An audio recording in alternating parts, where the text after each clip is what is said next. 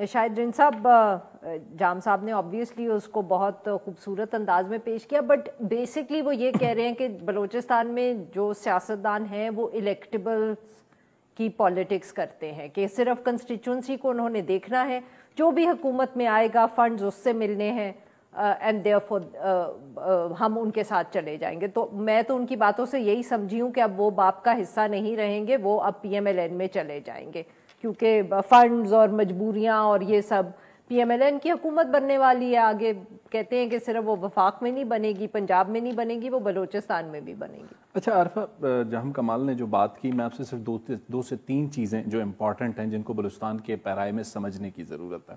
اس پر ہم پورا الزام ایک طریقے سے دے سکتے ہیں بلوچستان کے الیکٹیبلز کو کہ وہ ہر وقت اپنی وفاداریاں تبدیل کرتے ہیں. جیسے جام صاحب نے بتایا کہ پاور پالیٹکس، ڈی پی او کا ٹرانسفر، ڈی سی کا ٹرانسفر، لیکن صرف الیکٹیبلز کیا ذمہ دار ہیں؟ سوالیہ نشان پہلا ہی ہے. میرا خیال ہے اتنی ہی ذمہ دار ہیں آپ کی وفاق کی پولیٹیکل پارٹیز، چاہے وہ پاکستان مسلم لیگ نون کی صورت میں ہو، پاکستان پیپلز پارٹی کی صورت میں ہو، پی ٹی آئی کی صورت میں ہو، ایون جے یو آئی فے کی صورت میں ہو.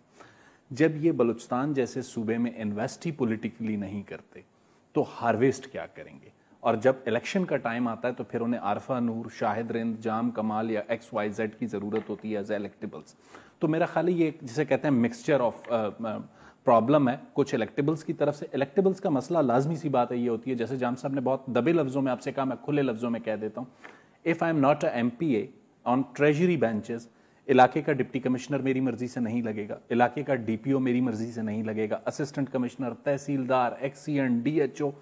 بیسکلی لڑائی پاور کی ہے، ڈسٹرکٹ اور کنسٹیٹوئنسی کے کنٹرول کی ہے، اور الیکٹیبل نہیں چاہتا.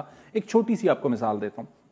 ایک حلقے میں 1,00,000 ووٹ ہیں، جیتنے والے نے 20,000 ووٹ لیے ہیں، ہارنے والے 4 کینڈیڈیٹس نے 15,000 ووٹ لیے ہیں. لیکن وہ جو 60,000 ووٹ ہیں 4 کینڈیڈیٹس کے، کیونکہ انہوں نے 15,000 لیے ہیں، وہ ہار گئے، وہ نیگلیکٹ ہوں گے. اور 20,000 ووٹ لینے والا جو بھی ایم پی اے الیکٹیبل ہوگا وہ ان 60,000 لوگوں کا استحصال کرے گا.